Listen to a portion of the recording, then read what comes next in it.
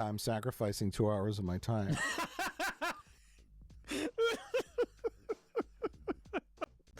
What these people gave up to stop the giant comical death ball piloted by an evil wizard. In a Halloween costume. Oh, God. Now here's where it becomes... I think they thought overly complex was clever. Yeah. It would detract from... Or you wouldn't be thinking about the fact that nothing really interesting is happening? Yeah, you don't... Lots of things are happening. So it gives the illusion of it being exciting. Yes. Well, here, Bodhi, right? Yes. He accomplished his goal and immediately dies. But it's so gritty and realistic. The rebel, the word spies and brute force do not go together. Spies and covert go together. Subterfuge, like you said earlier. Brute force does not work with spies. These plans were brought to us by a group of brave rebel warmongers who just killed themselves getting the plans. Were they clever? No. Was it a daring sacrifice? Not really. Sort of. It was. They just kind of didn't try to leave the planet. It was more just extreme stupidity and violence. Did they get out alive? No.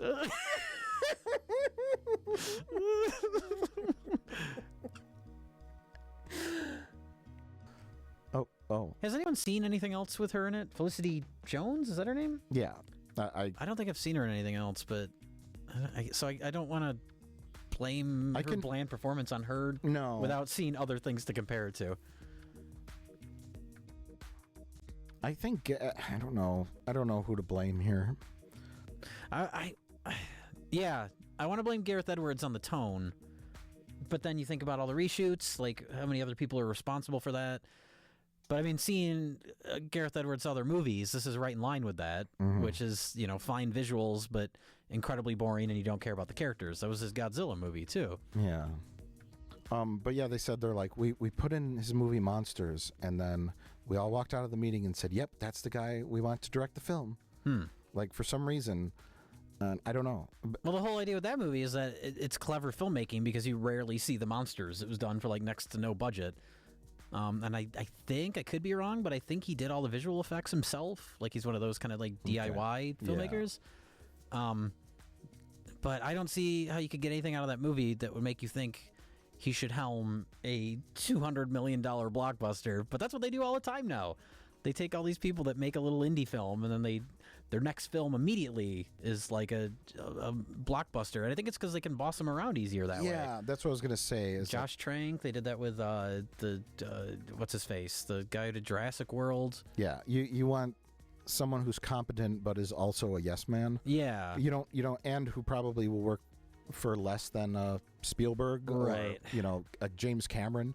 Like, really, you'd be like, okay, and someone like that too would have the gravitas to be like, no, that's stupid. Yeah, I'm not putting in a cartoon Grand Moff Tarkin. He's not in the movie. Fuck you. You want someone that'll keep the movie on track, but if you decide you want to reshoot 50% of it, we'll go along with it. Yes, and not put up a fight or a fight for his artistic vision. Right. Yes, that's exactly what you want in a filmmaker. Someone who will not put up a fight for their artistic This is pure vision. speculation, but I'm guessing there's a reason why J.J. Abrams didn't want to do more Star Wars movies after The Force Awakens. Yeah. As someone who's a huge Star Wars fan, you think he would want to stick with that, but he didn't. He was done, one and done. But the Star Wars movies have had different directors. That's true. I mean, I'm not going to argue that, but he seemed to, I don't know. You don't hear him talk too excitedly about working on Star Wars anymore. Once the movie was done, I think he was just kind of done with it. Very troubling to me. Yeah. He did 2 Star Trek movies even. Yeah. And he doesn't even like Star Trek. He was like, I had to go watch it before I made those movies. Probably had a little more creative freedom there. I'm actually looking forward to The Last Jedi because I think Rian Johnson is a more interesting filmmaker than J.J. Abrams. But then, man, that third one is Colin Trevorrow, who I guess directed your favorite movie, Jurassic World, but that got me worried. Oh, yeah. They're all going to look and feel the same, Jay. That's probably true. They will all look and feel like all the movies have already. Okay. You're not going to get an Irvin Kershner again. Yeah. They're all going to be Richard Marquands. Oh, no! Do whatever you say, George. Of course.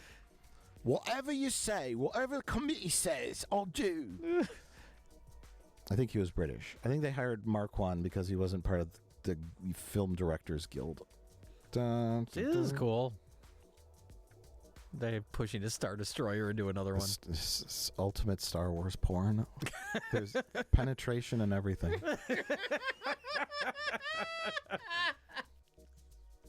I was about to say, was that the money shot? But no, the money shot is Darth Vader at the end. Oh, yeah. That's the money shot. Everyone ejaculates then.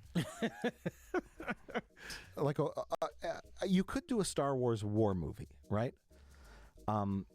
During the Star Trek Deep Space Nine Dominion War, they have a war episode where normally the war is fought with spaceships and stuff like that, but they have this one episode where they're all stuck on a planet. There's a bunch of Jem'Hadar and a bunch of Federation guys, and they have to like disable some kind of thing. And it's really like an episode where there's a gritty war. Like we're shooting at each other behind things. We're like have to like have scouts, and it's like World War I in the trenches kind of war. You could do that with Star Wars, where there's a scene where it's like this, where like D-Day. The Star Wars equivalent of D-Day. We have to amass X amount of rebel troops to invade this thing. And this is that, but it has the heist elements in it that aren't really there. It's two different things that are combined that don't add up to anything. That's what annoys me so much about this, is that you take whoever wrote the Mission Impossible movies, or what's the other one that we referenced? Ocean's 11, and you have 6 characters, and each one does a clever thing, and they have to infiltrate a base. There's no big battle scenes, and they all do something clever and fun, and there's tension, but there's also a level of seriousness to it, or weight, right? Where you're worried that they're going to get caught. They get caught, they get killed. You can add all that stuff, but this is just battle after battle and battle, and it makes it dull, and there's no creativity to it, which is surprising and unfortunate. One of the writers was a guy who wrote all the Bourne Identity movies, which I've never seen. Oh. But I think that was their thought, was we'll get that guy.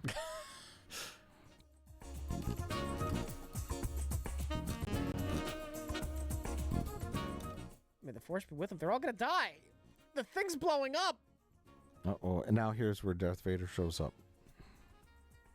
This is kind of a great moment. It comes out of hyperspace and just things crash into it.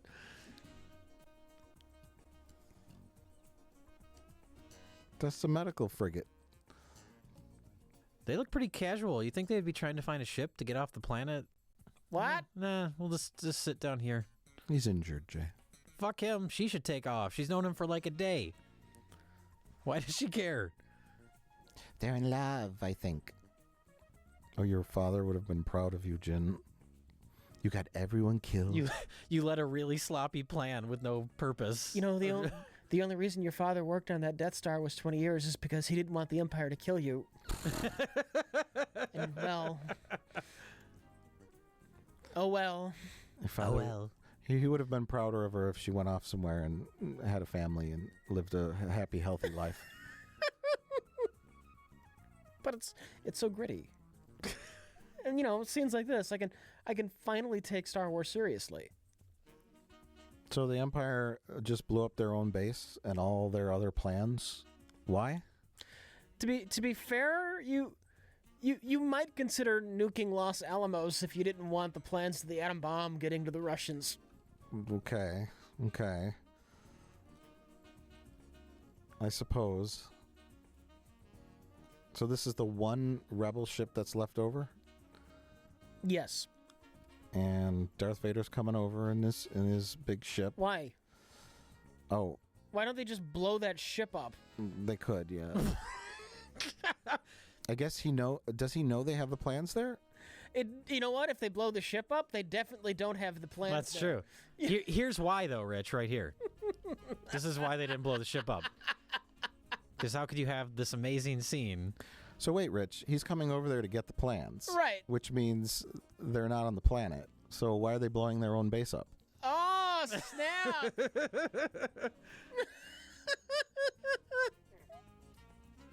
They really don't have any logic. Yeah, I know.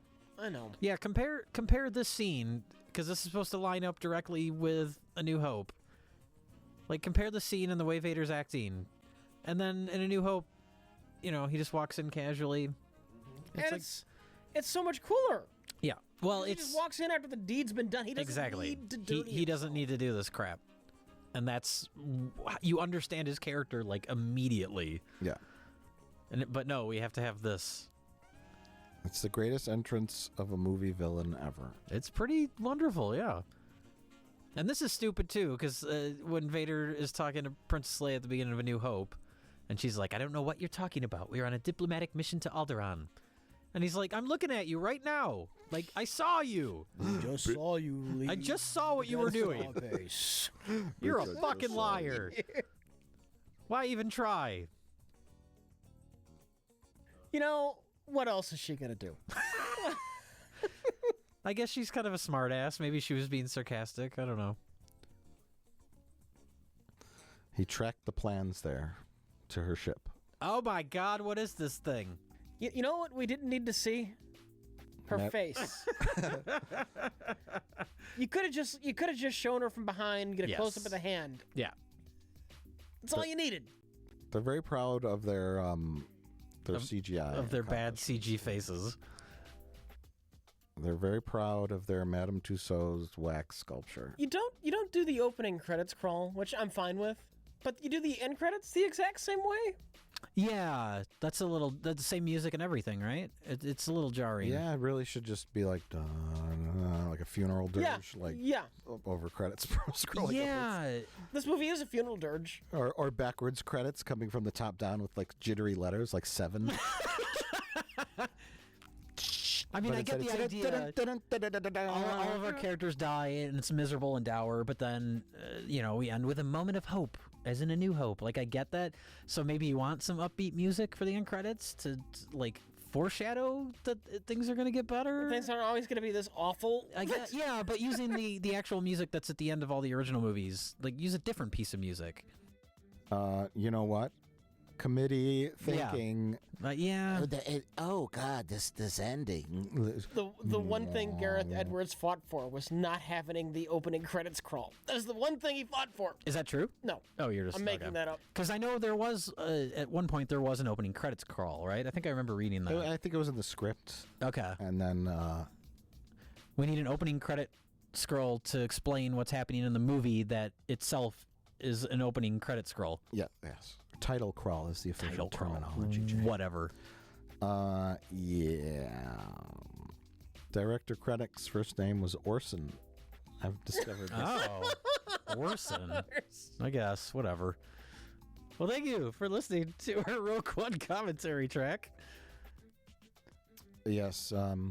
Star Wars. Goodbye. Thank you for listening. Good night.